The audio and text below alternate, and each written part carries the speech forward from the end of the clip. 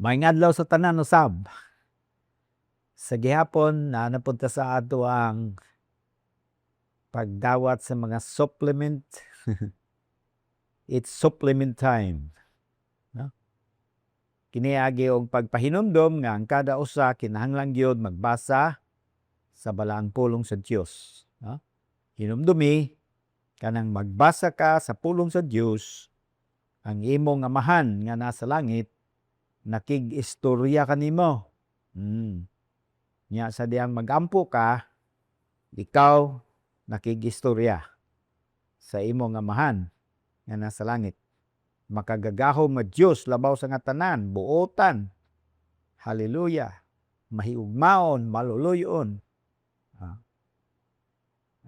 Manggihatagon, matinud-anon, kasaligan, milagroso. So, magampo ka, nakigistorya ka kaniya, inigbasa nimo sa iyang pulong, siya nakigistorya ngadto kanimo, nga na kanimo. Busa kani atong pagtudlo, no? Matag Domingo og sa ubang nga adlaw nga kamo naga-access niini diya sa YouTube, supplement. Makatabang pud ni sa inyo, pero dili mo magsalig nga diri na lang mo magsalig ani, magbasa gyud mo. Kay nakandidot atong kanang kamoy nagabasa, kamoy mamalandong, no? Ang Dios mismo diretso nga makigistorya kaninyo, no? Og mas powerful ang iyang epekto kay kamo man gyud ang nagkahinabi sa Ginoo. Amen. So padayon ta na ako'y isumpay sa miaging leksyon nato, natandong nato tong certainty of God's promise. Ang pagka-sigurado sa saad sa Dios. Gihatag og example si Abraham. Dunay duha ka butang nga dili gyud mausab, dili malalis, no? Two immutable things, no? Mao to ang saad sa Dios ug ang iyang pagpanumpa o ang iyang pag-take out, nag-take out ang Dios over and above sa iyang promise. Yang Dios dili makabakak, imposible sa Dios ang pagpamakak. Mao nga ang iyang saad nga iyang gipanumpaan, mahitabo gayud, tumanon gayud niya nga kanimo. Maingon nga iyang gituman ang iyang saad nga gipanumpaan ngadto kang Abraham. Karon ang sumpay ana nga importante kayo mao nga atong leksyon, no? Because of that, naa kitay hope, no? Naa ni mabasa sa Hebrews chapter 6 sa verse 19. We have this hope, nakabaton kita niining mao nga paglaom, ingon nga angkla. Hope as an anchor for the soul. Mao na, nakabaton kita og paglaom, ingon sa usa ka angkla sa kalag. Firm and secure. Lig-on og sigurado. Kadtong saad sa Dios, kadtong saad nga iyang gipanumpaan, sa Dios nga din imposible nga makapamakak, mo resulta og paglaom. Paglaom nga mahimong angkla sa kalag. Lig-on og siguro, sigurado. Talaygon ang ngalan sa Dios. Hallelujah. No? Ingon ang writer, we have this hope. Nakabaton kita nining mao nga paglaom. Mangutana ko karong buntag, karong adlaw. Kaninyo nga nagaminaw niining mao nga session. Nakabay paglaom. Unsa man ang imong ginaatubang karon? Nasayod kita nga ang paglaom may kalabutan sa umaabot. Hope has something to do with the future. May tungod sa unsa? No, atong kinabuhi, no? Paglaom nato sa atong trabaho, sa career, no? Nabatay paglaom sa atong mga anak, nabatay paglaom mahitungod sa atong dangatan og mapuhon, sunod bulan, sunod tuig, unsa kaha, na? Ana siya. Na kung walay paglaom ay ang imong hunahuna mapuno og mga gumunhap, mapuno og mga kabalaka, no? Worries, anxieties, no?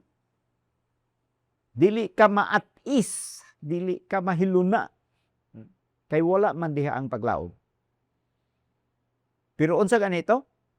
Ang saad sa Dios nga iyang gipanumpaan, nagtik-ot siya ibabaw sa iyang saad, kinsa ni siya nga Dios? Mao ni ang Dios nga dili makabapang pamakat. Imposible para kaniya ang pagpamakat. Tungod niya na, ingon ng kasulatan, balik ko na to ha. Ingon siya,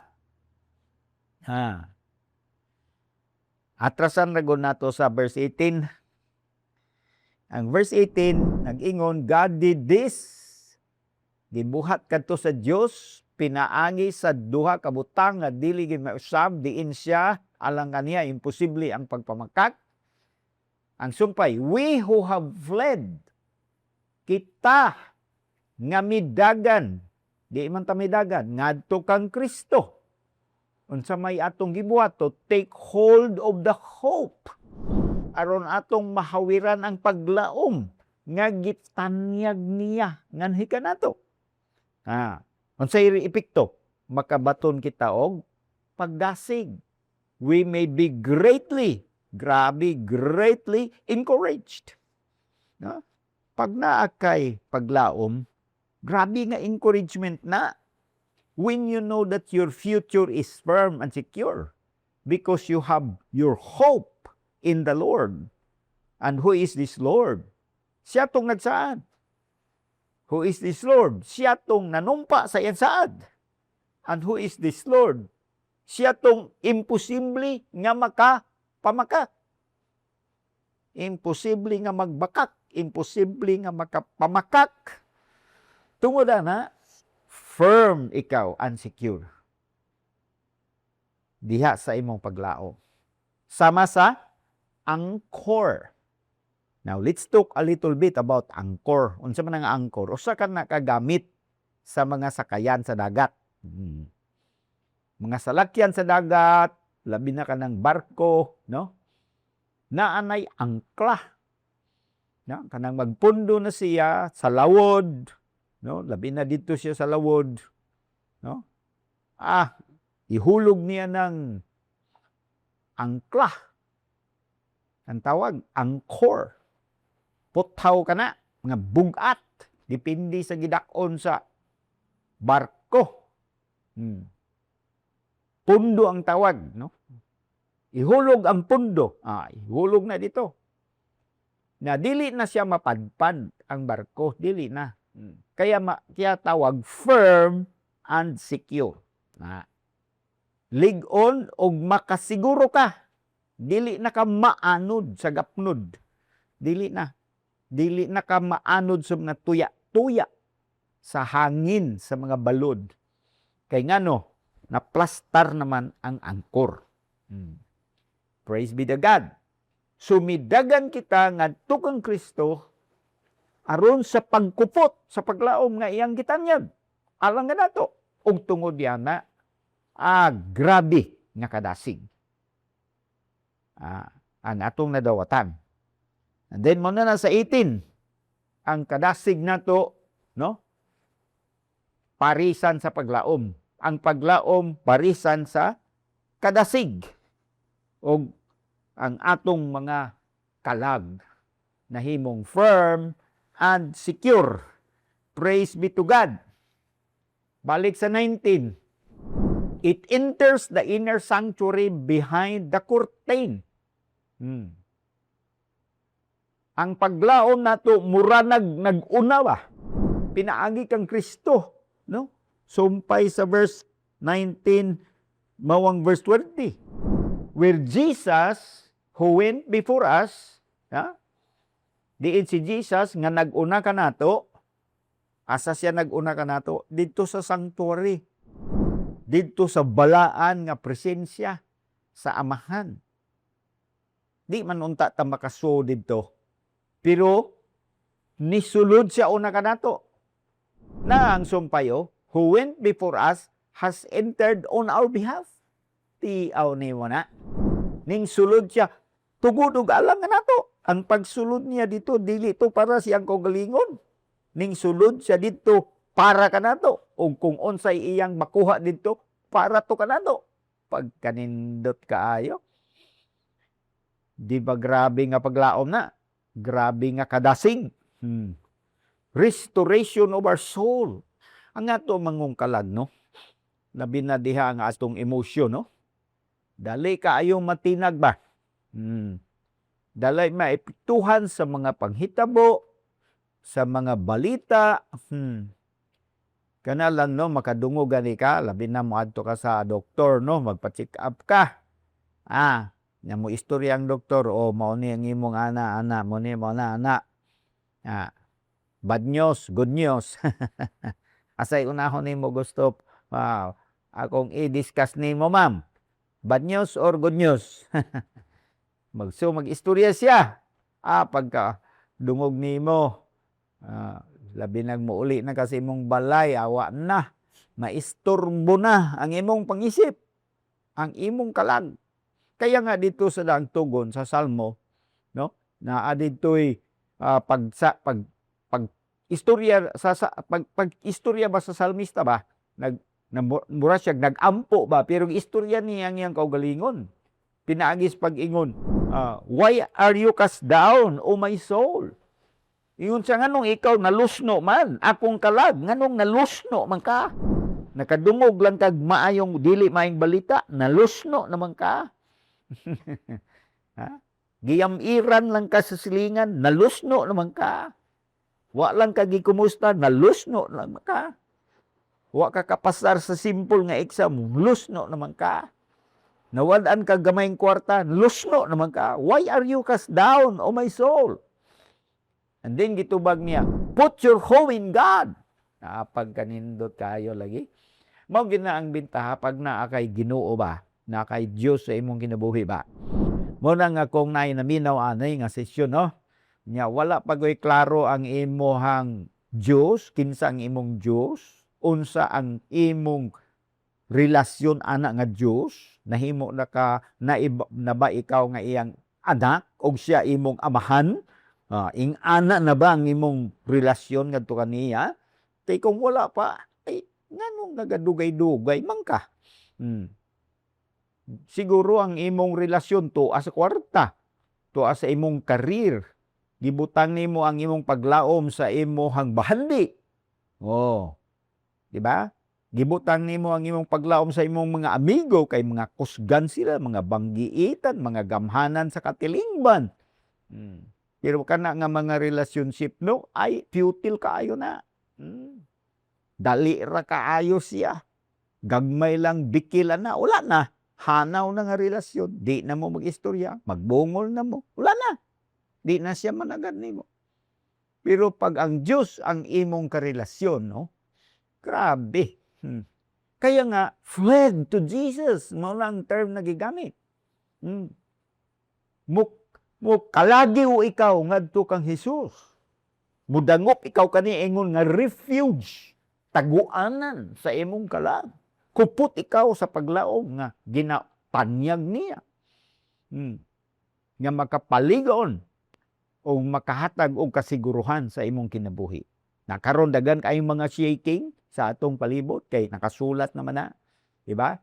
Fluctuation sa economy, di ba? Taas kaayo ang inflation, tawag pa nila.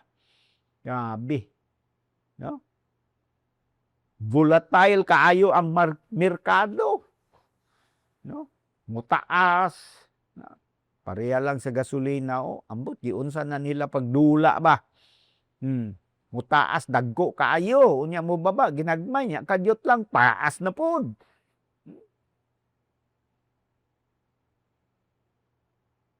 Pero pag naa ka sa Ginoo, naa kay angkor, naay angkla ang imong kinabuhi, nakaangkla diha kaniya nga nagsaad, nanumpa og dili ka maumangka. Hallelujah. Madugay o madali, bisan pa magkinaunsa, sigurado ang imong kinabuhi. Sure and steadfast, firm and secure. Praise be to God. Hallelujah. Unsa gihimo sa Ginoo? He went before us. He went before us. Nisulod siya pag-unang para kanato, alang kanato, og kadtong iyang pagsulod para kanato og alang kanato. Nahimo siyang high priest forever in the order of Melchizedek. Tanawa ra gud ning naa sa Hebrews 7, no? Verse 25. Hebrews 7 verse 25. Timan ini, badlisin ni diya sa imong Biblia. Memorize sa kini, butang ni sa imong ulo. Isag ulo kini. Sag-uluha kini. Therefore, He is able. Kinsa man ang He? Jesus. Unsay gihimo ni Jesus, ning una nga siya. Hallelujah. Didto pagsulod sa sanktuaryo, sa presensya sa atong Diyos nga Amahan. Para kanato to ang iyang pagsulod. He is able to save completely, thoroughly. Sa ubang version, ang word niya gigamit, forever. He is able to save forever. Hangtod na sa way katapusan ang iyang pagtubos, pagluwas kanato. Kinsa man to ang iyang tubson luwason? Those who come to God through Him. Kinsa to? Sila nga ning duol ngadto sa Dios, pinaagi kang Kristo. Praise be to God. Unsa pay sumpay? Because He, kinsa man ang He? Si Jesus. He always lives to intercede for them. Kay siya kanunay nga buhi nga magpatiliwala para kanila. Now, ato ning tan-awon sa verse 20, unsa ni ba? 24, 25 man ni no? Verse 23, Hebrews 7, 24. 23 and 24. Now there have been many of those priests since death prevented them from continuing in office. Gikontrast niya ning Old Testament nga priesthood o ang priesthood ni Melchizedek. Diin si Jesus nagkakuha og sumpay o nagkutay diha sa priesthood ni Melchizedek. Wala si Jesus dito sa priesthood ni Levi kay kato nga priesthood may termino, pag mamatay pulihan na pod. Daghan katong mga pare panahon ni Levi. Pero unsa daw, since death prevented them from continuing in office. Apan ang kamatayon nagapugong sila kanila tungod ana dili sila makapadayon diha sa ilahang buhatan. Pero unsa sa verse 24? But because Jesus lives forever, can you say that line? Jesus lives forever. Say it more in a personal way. One more time in a personal way. My Jesus, my Lord, Jesus, my Lord, lives forever. He is my high priest. Unsay resulta? He has a permanent priesthood. Permanente ang iyang pagka-sacerdote, ang iyang pagkapare. So, mao na dayon ang verse 25. He is able to save completely, thoroughly, and forever those who come to God through Him. Sila nga nagaduol sa Dios, pinaagi kang Kristo, nga pare nga walay kamatayon. He lives forever, buhi hangtod sa hangtod. Hallelujah. Dili lang siya buhi sa hangtod, kundi niyang ingon, He always lives to intercede for them. Di ba? Buhi siya, pirmi, ug magapataliwala alang kanila nga ning dangop kaniya. So kung ikaw ning dagop na, diha kang Kristo, apil ka sa iyang intercession. Unsa man ang intercession? Kanang mag-mediate siya ba? Muhangyo siya ngadto ba para kanimo ba? Mo na intercession. Di ba? Nya balibaran ka siya sa amahan kung siya ang wangyo. Unsay tubag nimo? Balibaran ka siya? Dili. Dili makabalibad ang amahan.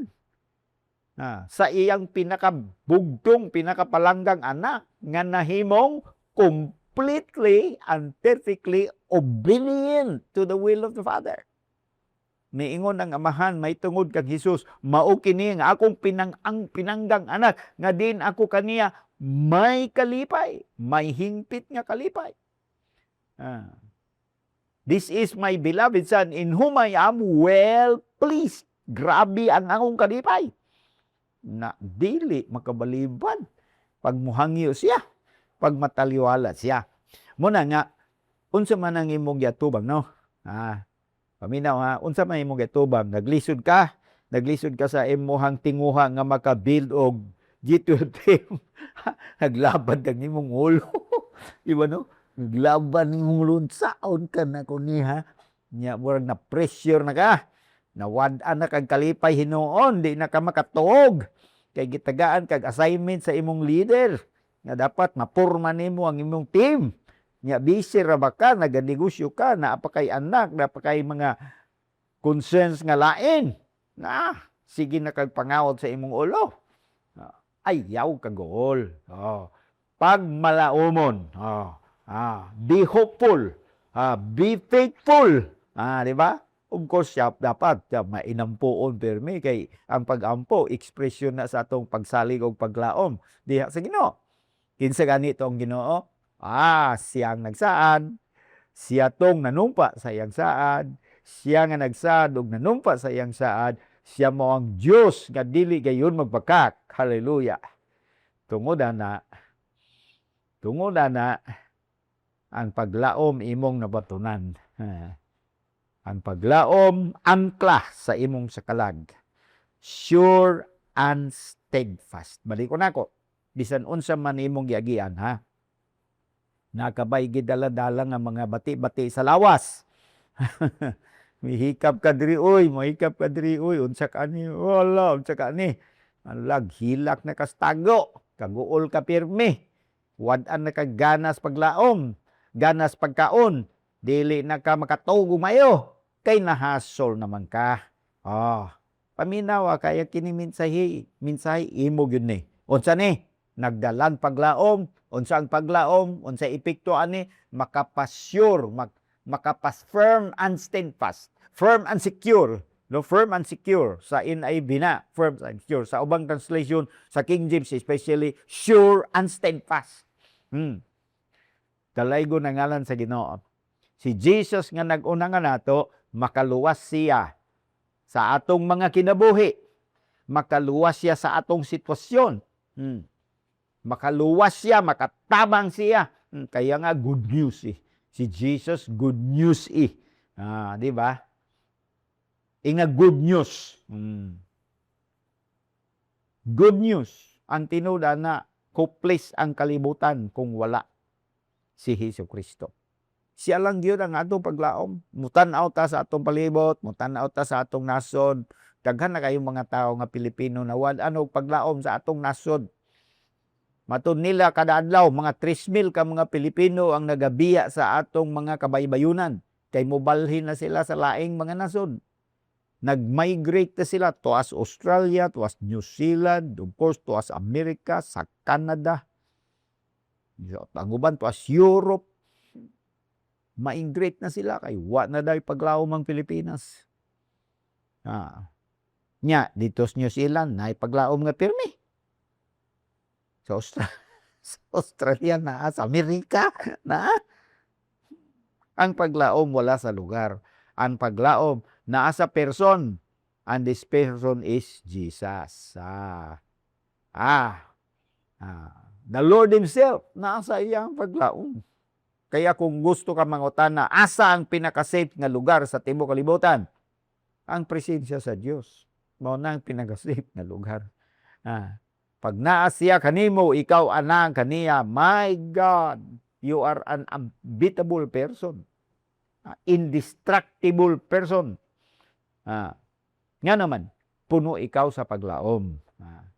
Nay isa ka verse mahitungod sa paglaom nga akong basahon before nato sirad-an kini ngadto nga session. Naa sa Roma kapitulo 15 bersikulo 13. Roma 15:13. Miingon ang pulong sa Ginoo sinuwat ni Apostol Pablo, may the God of hope nga ang Dios sa paglaom. God is the God of hope. Sa iyang buhaton, fill you with all joy. Punoon niya ikaw sa tanang kalipay og kalinaw. Samtang ikaw nagasalig diha kaniya. Namaw na ang imong buhaton, salig yung kaniya. Ang salig ug ang paglaom, kuyog-kuyog yun na sila pirmi. Mga kaluhan na sila. As you trust in Him. Unsay resulta? So that you may overflow. Say that word, overflow. You may overflow with hope. Mag-awas-awas ikaw sa kalipay. Pinagi sa gahom sa balaan nga espiritu. Asa naman ning isbalang espiritu? Na amani nagpuyo diya kanimo? Na kung ikaw gipuy-an sa balaan nga espiritu nga may gahom. Hallelujah. Nga walay kinutuban ang imong paglaom mag-awas-awas. Hallelujah. Kauban niya na ay kaghang kalipay o kalinaw. Mao na nga tulog nga malinawon. Kaon. Dili mahadlok, dili mabalaka. Praise God. Kung unsa man ang mga ginaatubang nimo, no? Lain ka mga kabalaka, ingon ang pulong sa Ginoo sa Pilipos kapitulo 4 bersikulo 6. Philippians 4 verse 6. Ingon ang pulong sa Ginoo, do not be anxious. Ayaw kabalaka. Sa bisan unsa. Ayaw kagool, ayaw kahasol. May tungod sa bisan unsa. Hinuon sa tanang butang, pinaagi sa paggampo o sa pagpangalyupo, uban ang pasalamat. Ang samang buhaton, present your requests to God. Itunol ng imong mga paghangyo ngadto sa Dios.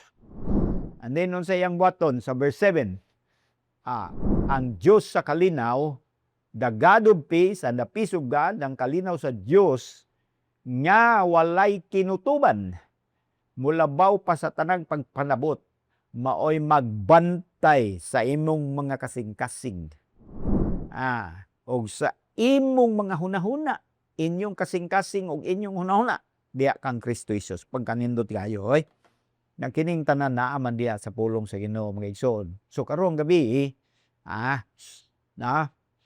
balikon nako ang Dios nanumpa siya niya ibabaw sa iyang saad, no? Primero nagsaad siya, ang iyang saad gipanumpaan, siya nga nagsaad ug unya nanumpa, mao siya ang Dios nga imposibleng makapamakak. Tungodan na pagmudangup ikaw kaniya pinaagi sa iyang anak, baka baton ikaw og unsa man paglaom. Ang paglaom mahimong angkla sa imong kalag. Lig-on og kasaligan. Sigurado ang imong gidabuhi. Mapuno ikaw og dakong kadasig. Praise God. Ang Holy Spirit pagyon naa diha sa sulod na nimo daan mamuhat. Tuna na awas-awas ang imong paglaom. You become a person of hope, full of joy, full of peace, full of gladness, always excited. Hallelujah. You will not be counting your problems and sorrows. You will be counting your joys and gladness in the Lord. Hallelujah. And you will continue to rejoice in Him for His glory. Salamat Lord, Amahan. Salamat kayo. Amen. Join with me sa paggampo diya sa imong naimutangan. No, salamat Amahan. You have me covered all the time. Sagot ako nimo Ginoo sa tanang panahon. Amen. Di ko angay mabalaka o mahadlok. May tungod sa akong sitwasyon, may tungod sa akong trabaho, may tungod sa akong panginabuhi, may tungod sa akong mga anak. Di ko mahadlok, di ko mabalaka. Mosalig ako kanimo, molaom ako kanimo, ang paglaom nga ginahatag nimo angkla sa akong kalag. Ang akong kalag mahibong sure and steadfast, firm and secure, and I am greatly encouraged every day. And I can also bring encouragement to others. Hallelujah. As you will use me unto them. Salamat, Lord. Thank you kayo, Lord. Now I will look at the world differently. I will look at my situation and my surroundings and my circumstances differently because of the hope that is filling my soul, and my heart is at peace. In the name of Jesus. Let me be an instrument, Lord, for the salvation of others. I will continue to reach out to them, witness to them, invite them, encourage them, and I will continue to minister. Istorya si Lord og mga ingonana, magbadasigon ka diha sa pagdayon nga pag-alagad kaniya. I praise you, O Lord, for all of this in Jesus' name. Amen.